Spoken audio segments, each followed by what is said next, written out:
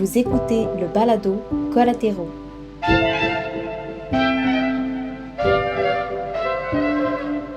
Pour notre premier épisode, on reçoit la fondatrice de Bon Magasinage, Candice Boucher. Nous allons parler ensemble des vêtements de seconde main et de la responsabilité de nos achats. N'hésitez pas à nous transmettre vos questions et nous partager vos idées dans la section commentaires.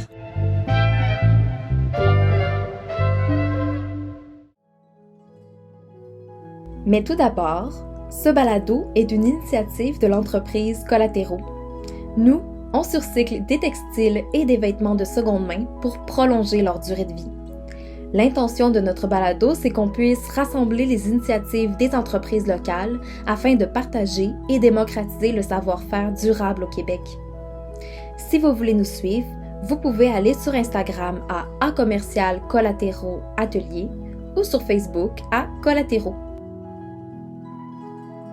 J'ai invité Candice à d'abord nous présenter les raisons qui l'ont menée à créer une plateforme de vêtements de seconde main en ligne.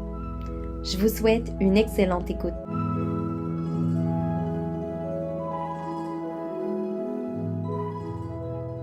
C'est que je suis arrivée au Canada il y a maintenant 5 ans et demi, bientôt 6 ans. Et avant de partir au Canada, j'utilisais beaucoup les plateformes qui existent en Europe pour revendre nos vêtements de seconde main et également magasiner dans les penderies des autres membres. Et quand je suis arrivée au Canada, je devais juste rester 6 mois au début. Donc, je n'ai pas retrouvé de plateforme équivalente que j'aimais, mais je me suis dit, c'est pas grave, je ne suis pas là pour longtemps. Et finalement, une chose en entraînant une autre, on est si bien au Canada que je ne suis plus jamais repartie. Et quand je suis revenue définitivement, là, je me suis dit que ça allait vraiment trop me manquer s'il n'y avait pas un concept similaire. Donc, j'ai fini par le lancer en me disant qu'on serait que quelques personnes dessus et que ça serait déjà bien. On pourrait déjà s'échanger nos vêtements entre nous. Et puis finalement, ça a bien grandi depuis. Puis, est-ce que tu es partie d'une expérience personnelle, une expérience d'études qui t'a mené à fonder ou c'était vraiment simplement une idée, une envie? Alors oui, j'ai étudié en fait en commerce de mode en France et je suis venue au Canada pour faire mon stage de fin d'études. Donc quand j'ai fait mon stage de fin d'études, j'étais dans une agence de représentants de marques de designers québécois. Et donc, j'ai traversé un peu tout le Québec en voyant un peu la mode d'ici, en voyant comment ça marchait, les différentes entreprises qui existaient dans le design. Donc, j'ai quand même un peu réuni toutes mes passions et il manquait plus que la seconde main pour que ce soit parfait. Donc, c'est vrai que c'est tout le cheminement de plein d'expériences différentes de mon passé, de mes études, qui a fait que Bon Magasinage est né. Puis, c'est quoi les produits, les services offerts sur le site? Alors, sur Bon Magasinage, en fait, nous, on offre une plateforme dédiée vraiment à la revente de vêtements de seconde main et d'accessoires de mode. Donc, on est les intermédiaires qui offront une belle plateforme où les vendeurs et acheteurs peuvent magasiner et rentrer en contact. Et le principal service qu'on offre, c'est que le paiement se fasse en ligne, qu'il soit sécurisé, qu'il soit totalement géré par nous. Et qu'on ait aussi les envois postaux qui sont vraiment super pratiques. Donc, quand tu es vendeur et que tu as juste à envoyer ton vêtement en imprimant une étiquette postale, la coller sur ton colis, déposer ton colis à la poste et puis attendre que ton paiement t'arrive.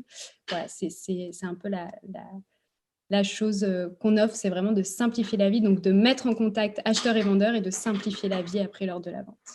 Donc, l'acheteur, lui, à mettre la photo en ligne, gérer sa penderie, puis à préparer l'emballage. Donc, le service de l'autocollant, ça, c'est envoyé par courriel à l'acheteur, c'est ça? Exactement, c'est ça. Okay. Puis pour l'acheteur, comment ça se passe pour lui ou elle?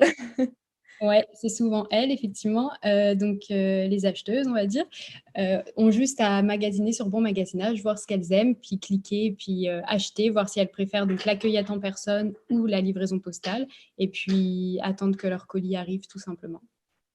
Puis, il y a des penderies aussi réservées pour les hommes ou unisexe, j'imagine? Oui, alors on a hommes, femmes, enfants. Et effectivement, on a un grand succès pour les penderies femmes et enfants pour le moment. L'homme, on n'a pas encore...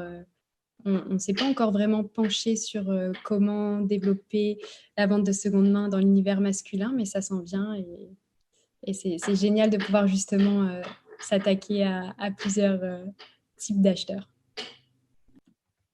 Et je me demandais, toi, comme fondatrice, comme directrice aussi, c'est quoi ton rôle sur la plateforme ou à l'extérieur de la plateforme?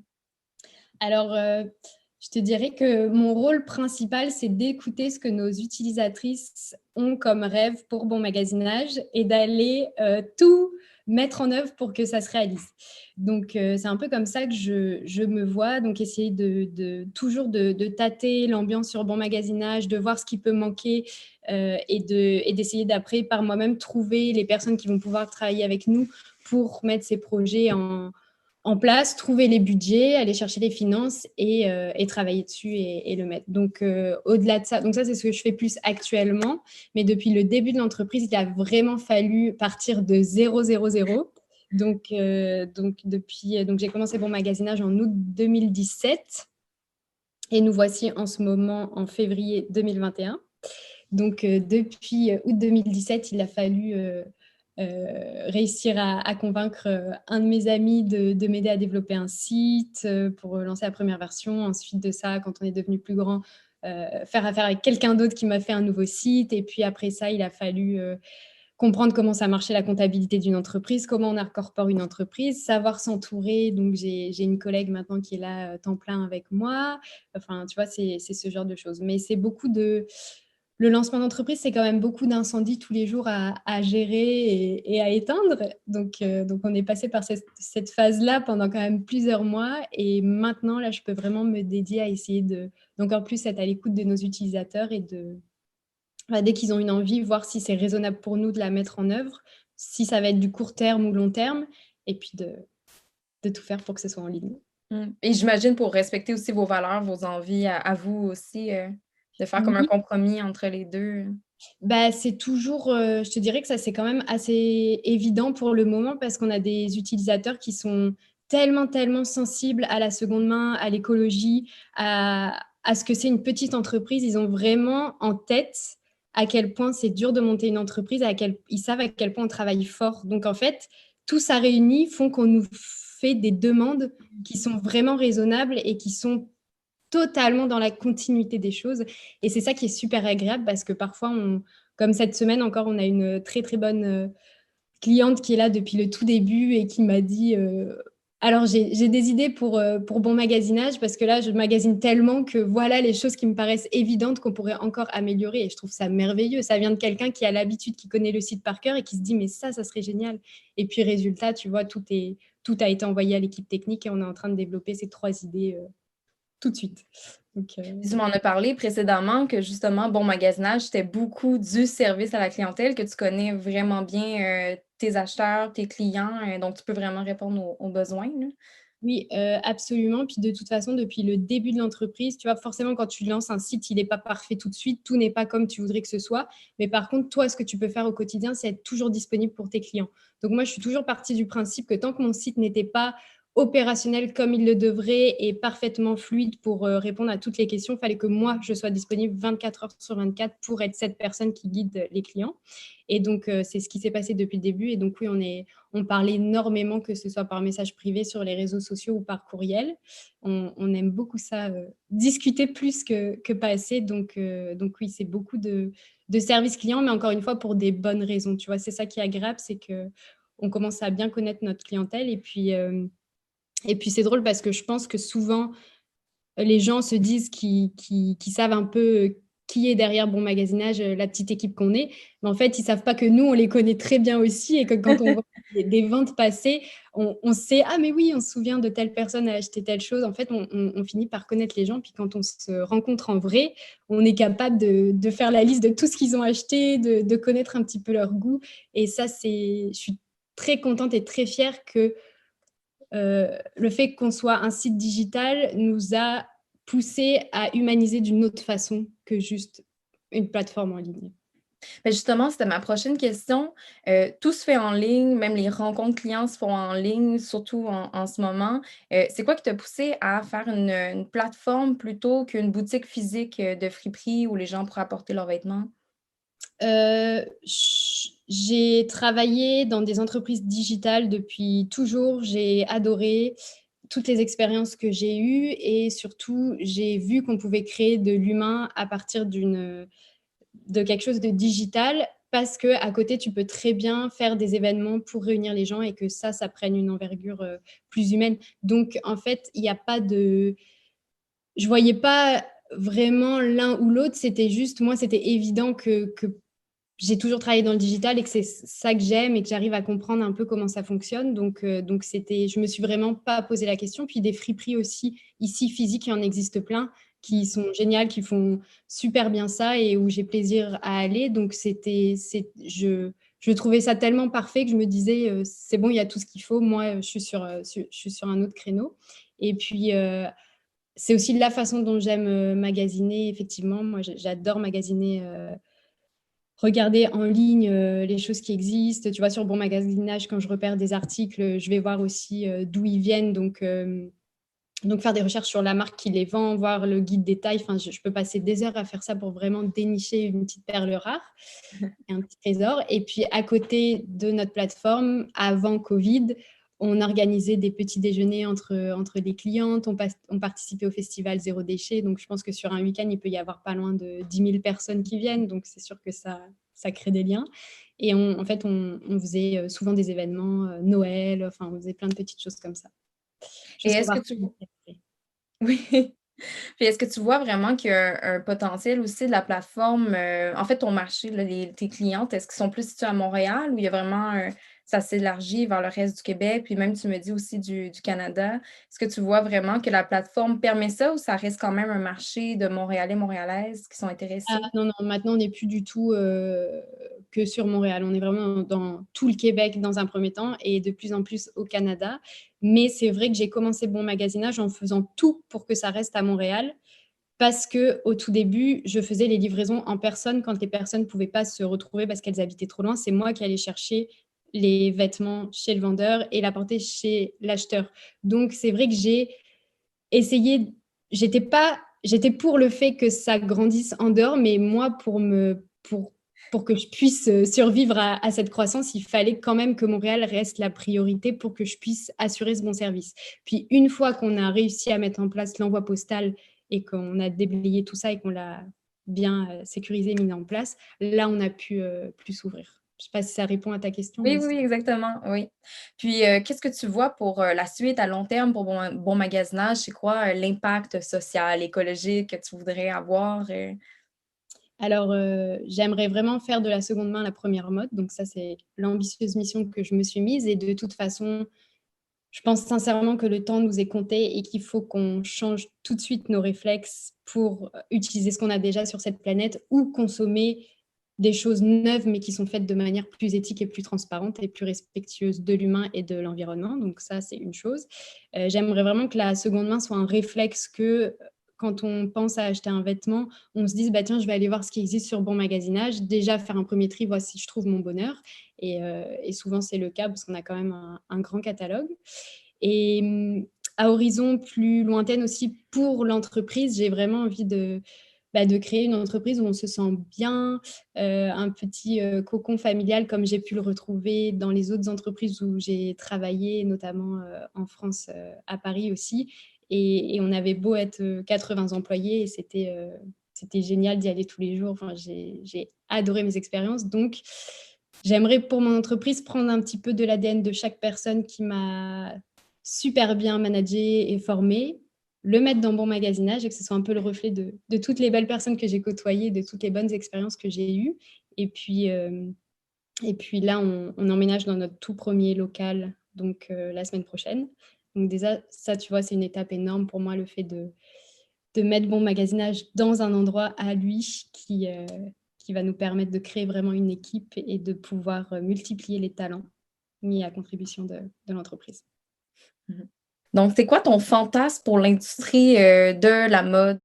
Je pense que j'aimerais que chaque grande entreprise, et même tout en général, puisse vraiment avoir une transparence sur leur méthode de fabrication et que quand on voit un t-shirt affiché à 5 $ en rabais à moins 70% et qu'on nous le vende comme quelque chose d'extraordinaire qu'il faut absolument acheter, j'aimerais vraiment qu'on ait l'information de comment est-ce possible d'avoir ce prix-là et qu'est-ce qui se passe par derrière, parce que moi qui suis dans cet univers tout le temps, je fais beaucoup de recherches, je me documente énormément et c'est effroyable ce qui se passe, c'est vraiment, vraiment effroyable. mais c'est pas une honnêteté qu'on a à laquelle on a le droit, et je pense qu'on peut... Le fait de ne pas être si transparent avec le client fait que j'ai quand même l'impression qu'on est pris pour des gens à qui on pense qu'on peut mettre quelque chose devant leurs yeux et qui ne vont pas réfléchir. Et ça me dérange un peu. J'aimerais vraiment que l'industrie de la mode soit plus honnête sur la façon dont elle fonctionne et qu'elle puisse mettre à disposition des clients les informations. Et le jour où on en arrivera là aussi, je pense que les designers locaux et ceux qui produisent plus à petite échelle seront mis en valeur parce qu'on reconnaîtra à quel point ils font un travail exceptionnel. Crois-tu que le seconde main a un impact sur l'industrie de la mode aujourd'hui? Oui, je le pense vraiment parce que déjà, quand je vois la bonne croissance de bon magasinage et il y a plein d'autres entreprises dans le monde aussi qui travaillent donc dans la seconde main, je me dis qu'on a vraiment une part du marché qui nous appartient et qui fait que grandir. Aussi, il est annoncé que d'ici 10 ans, l'industrie de la seconde main aura dépassé celle de la fast fashion en termes de justement part de marché. Donc ça, c'est très, très encourageant aussi. Et oui, parce que je pense que tout simplement, maintenant, c'est super important de comprendre ce qu'on achète. En fait, on a peut-être vécu plusieurs années sur le fait de consommer en se disant, si on nous propose ces produits, il n'y a aucune raison qu'ils ne soient pas éthiquement, que ça ne fonctionne pas. Enfin, et maintenant, on a tous réalisé qu'il commence à y avoir des petits problèmes gros problèmes par rapport à ça. Donc oui, je pense que le fait que les personnes ont envie de magasiner différemment, de manière plus éthique, change considérablement ce qui se passe dans l'industrie de la mode.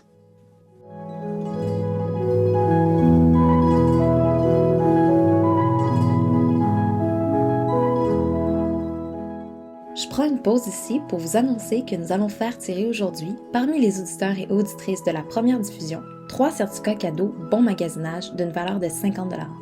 Pour participer, abonnez-vous à notre compte Instagram Collatéraux Atelier. Commentez la publication de l'épisode d'aujourd'hui en inscrivant « Je participe ». Les gagnants et les gagnantes seront contactés après la diffusion.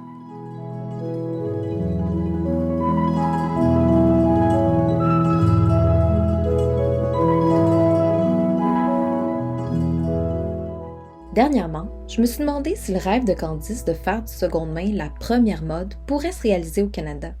Après quelques recherches, j'ai trouvé le 5e indice Kijiji annuel de l'économie de seconde main publié en octobre 2019. Ce rapport-là se nomme « Les changements de valeur au sein de l'économie canadienne ». Ils ont démontré que 82% des Canadiens étaient soit acheteurs-vendeurs ou donneurs-preneurs de biens de seconde main.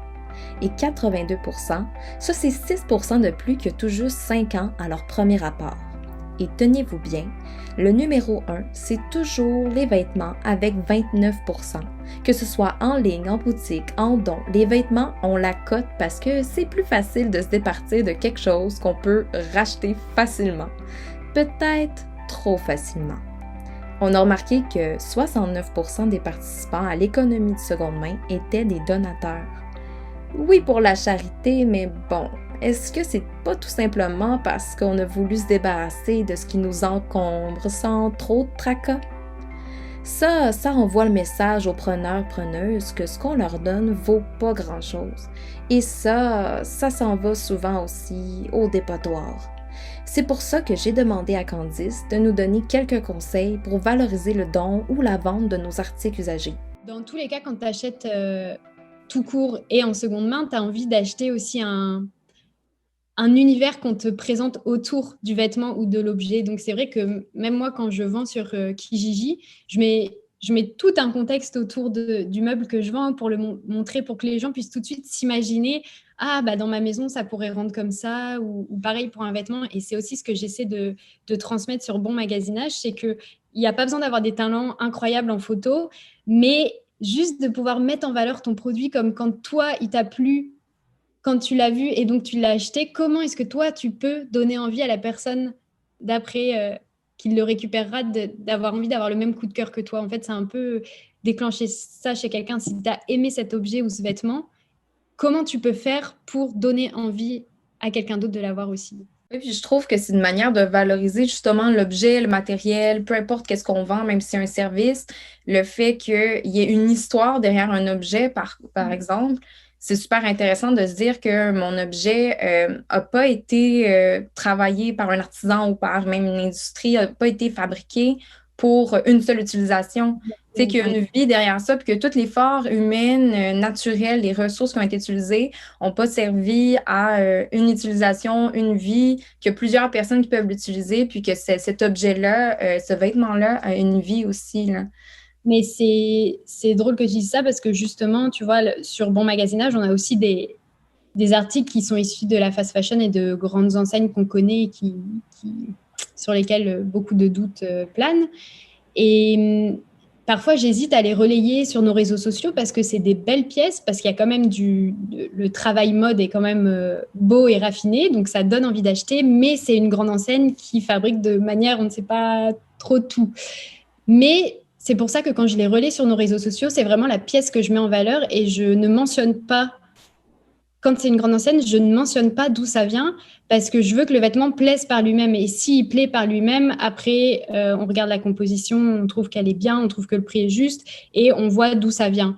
Mais parce que j'ai comme un problème à mettre en lumière ce genre d'enseigne. Mais par contre, le vêtement, je veux qu'il serve encore parce que je me dis, mais justement, c'est à la sueur de front de la planète et des travailleurs. On ne sait pas exactement dans quelles conditions. Donc, il faut que ce vêtement, il faut qu'il soit utilisé jusqu'à la fin. En fait, je veux pousser encore plus pour que ce genre de vêtement puisse avoir droit à une nouvelle vie.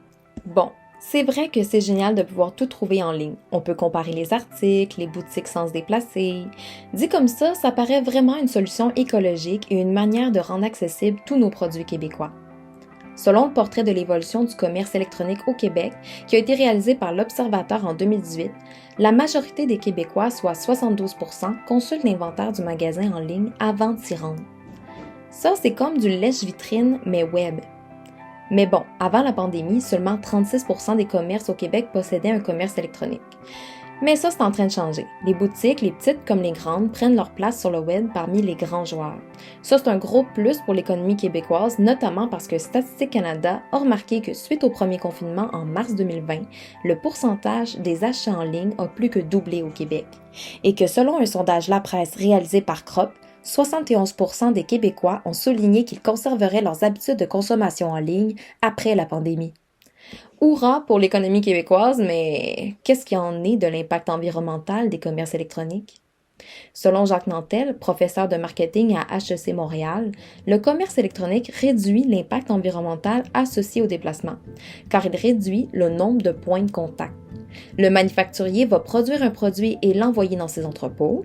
De là, le produit sera expédié aux entrepôts du détaillant et ensuite au magasin. Finalement, vous allez prendre votre auto pour acheter le produit et le ramener à la maison. Le produit est donc déplacé 5 fois, explique-t-il. Les services de livraison, eux, cherchent à réduire les trajets, notamment en évitant le dernier trajet, le vôtre. Puis on a notamment commencé à regarder les pratiques des voisins. En Europe, eux, souvent, ils vont porter les colis dans des points de chute. Mais là, on parle que des carburants. Les emballages, eux, ils se multiplient. Les entreprises créent des paquets individuels qui servent souvent à un usage unique, en plus des multiples papiers ou sachets de plastique qui conservent ou rendent votre achat joli à l'intérieur du paquet. Ça fait beaucoup de déchets. Oui, de nouvelles alternatives arrivent sur le marché, enveloppes et boîtes recyclées recyclables, des enveloppes sachets de maïs compostables, mais reste qu'aucune alternative est magique. Elle requiert toujours une nouvelle demande énergétique et une utilisation de ressources naturelles. En plus, les produits compostables font en sorte qu'on dérive des produits alimentaires en articles jetables. Wow! J'ai demandé alors à Candice c'est quoi qu'elle pensait de tout ça, puis ce qu'elle envisageait comme solution durable pour son entreprise. Ouais, c'est vrai que quand on voit tout est tellement emballé, suremballé, c'est pour souvent un trajet unique, comme tu disais. Et c'est vrai que j'ai énormément de questions par rapport à ça. Je me demande tout le temps où est-ce que ça finit, parce que de mon côté, tu vois, j'ai une boîte d'enveloppes réutilisables. Donc, à chaque fois que je reçois du courrier, des commandes Bon Magasinage, je garde tout et je réemballe dedans. Et oui, tu vois que l'enveloppe a été un petit peu utilisée, Donc moi, ça me fait plaisir quand je vois ça parce que je me dis, génial, elle n'a pas eu qu'une vie, mais en soi, une enveloppe, ça peut durer tellement de trajets, c'est incroyable. Et pour Bon Magasinage, on a d'ailleurs commencé à lancer tranquillement en circulation des enveloppes qui sont faites de matières recyclées, qui sont réutilisables et qui sont recyclables. Donc, c'est des enveloppes qu'on va commencer à commercialiser tranquillement. Parce qu'en fait, le fait qu'elle soit réutilisable me paraît être la base de tout. En fait, je ne peux pas concevoir, moi, envoyer quelque chose et me dire que si à la maison, j'ai de quoi l'emballer ou si j'avais pu garder des emballages, je ne le fais pas. Pour moi, c'est vraiment un enjeu de réutiliser ce qu'on a déjà jusqu'à dans l'emballage. Et il y a vraiment moyen de faire des choses qui sont adorables et trop mignonnes, des beaux paquets, alors que l'enveloppe qui servira de transport est peut-être un petit peu moins belle, mais elle est tout aussi efficace. Et ce qui m'a vraiment marqué quand j'ai fait mes recherches justement pour trouver des enveloppes recyclables, recyclées et réutilisables, parce que c'est super compliqué, forcément c'est plus cher, c'est de me rendre compte du nombre d'enveloppes qui existent, qui coûtent presque rien et qui sont vendues comme indéchirables, qui vont... Et en fait, quand je lisais ça, je me suis dit, mais justement, c'est tout ce que je veux pas, en fait, une enveloppe qui est indéchirable et que tu ne peux pas trouver, que tu ne peux rien faire, mais c'est que dans l'environnement, en fait, elle va prendre des centaines d'années à se dégrader. Donc, plutôt, je voulais trouver, et puis forcément, ça coûte pas cher du tout. Alors que celles que j'ai trouvées sont quand même, à mon avis, pour les déchirer, il faut quand même pousser fort. Mais en tout cas, elles sont faites de matériaux recyclés. Donc déjà, je trouve ça bien et recyclable. Et surtout réutilisable. Donc c'est un peu le pari que je me lance pour les prochaines années, c'est de mettre en circulation de plus en plus d'emballages réutilisables et faits de manière plus éthique, de réussir à ce qu'il y ait une boucle dans l'économie circulaire du vêtement et que donc un vêtement se réutilise, se revend, se réutilise jusqu'à la fin. Pareil pour les enveloppes. Et deuxième mission très importante, ça va être justement par rapport au transport. Qu'est-ce qu'on fait? Comment on s'améliore? Comment on fait que ton achat en seconde main va vraiment être un impact écologique pour de vrai jusqu'à la fin, jusqu'à son point d'arrivée? Donc ça, c'est des enjeux que j'ai hâte, maintenant que l'entreprise commence à bien grandir et me laisser du temps de me pencher sur ce genre de sujet. C'est vraiment ce que j'ai envie d'attaquer pour les prochains mois. Moi, j'avais quelques propositions. C'est peut-être des fantasmes, des propositions pour le futur, mais je me disais, est-ce qu'on pourrait pas faire au niveau soit de la poste, au niveau des entreprises, peut-être que ça serait mieux de le gérer au niveau des postes, de faire en fait des enveloppes, des emballages, mais qui soient consignables. Comme on peut le voir, qui fonctionne super bien au niveau de la bière, que c'est des acquis qu'on a déjà dans notre société d'avoir un système de consigne au Canada, puis même ailleurs dans le monde, d'être capable d'avoir un système de consignation pour nos paquets, nos emballages. Bien sûr, il y aura toujours l'aspect de fragilité de certains items qu'on va devoir mettre autre chose à l'intérieur, mais il y a tellement de recherche et développement qui est fait au niveau de mousses faites alimentaires, de déchets alimentaires, qui sont faits justement pour préserver, mais qui sont biodégradables, puis ils préservent quand même l'objet. Puis après, tu as juste à le mettre au compost.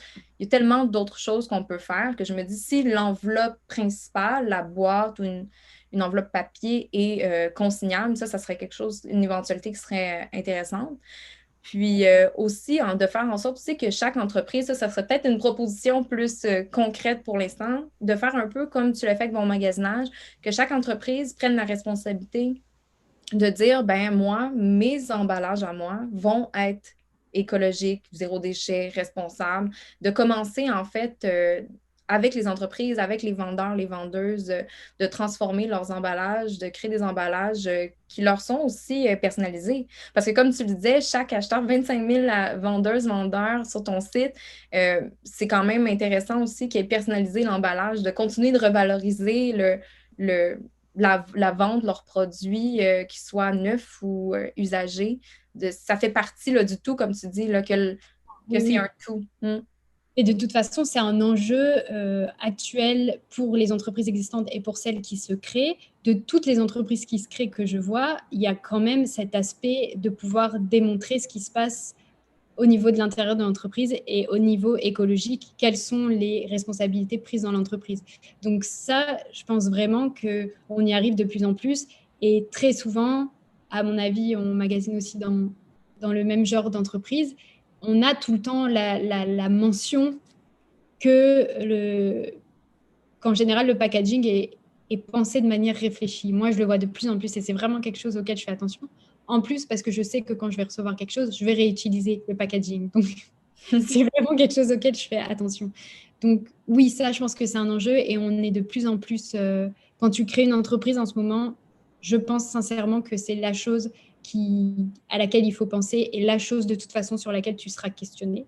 Donc, c'est encore une fois pour répondre aux besoins du client que tu commercialises quelque chose. Donc, il faut que ça lui plaise. Et pour revenir aussi sur le système de consigne que tu disais pour les emballages, ça commence à exister en Europe. J'ai commencé à voir ça passer. Je trouve ça absolument génial. Donc, je vais me renseigner aussi et essayer de réfléchir à comment on peut mettre des choses en place. Parce qu'encore une fois, il y a tout à faire. J'aime bien me dire que rien n'est écrit et tout est à penser. Plein de choses qu'on n'aurait jamais pensé qui pourraient exister aujourd'hui existent. Donc, tout est possible pour le futur. Dans la même veine, je vois que plusieurs entreprises qui le font en France ou même au Québec, des entreprises en fait qui vont être responsables aussi du produit qu'ils vendent. Donc, c'est-à-dire que après l'usage, après l'utilisation de l'acheteur-l'acheteuse, l'entreprise s'engage à revendre, en fait, reprendre l'objet pour le revendre. Des fois, en fait, même, ça va être aussi de le transformer ou de le réparer pour pouvoir le revendre, mais qui se responsabilise de ce qu'il vend, il le reprend.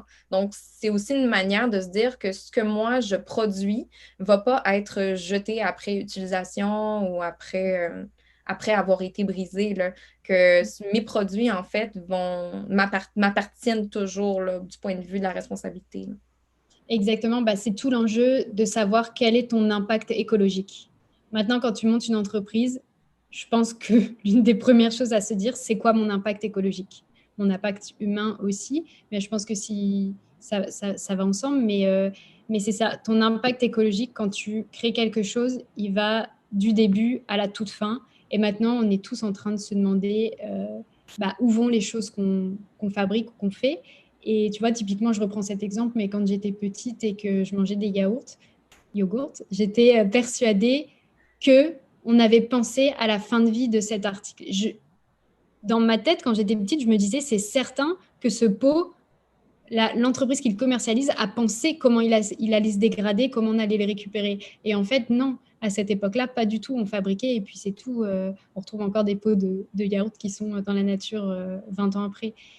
Mais maintenant, je pense que ça change et que quand une entreprise fabrique quelque chose, elle pense vraiment à comment son produit va durer dans le temps.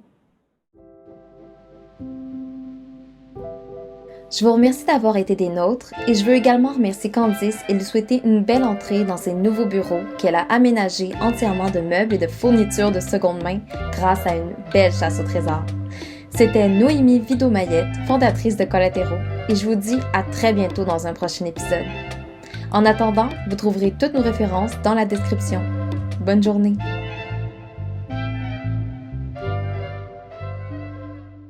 La production de ce balado n'aurait pas pu être possible sans la collaboration de Chantier Jeunesse. Pour découvrir leur programme de soutien aux engagements communautaires au Canada, je vous invite à visiter leur site web au www.cj.qc.ca.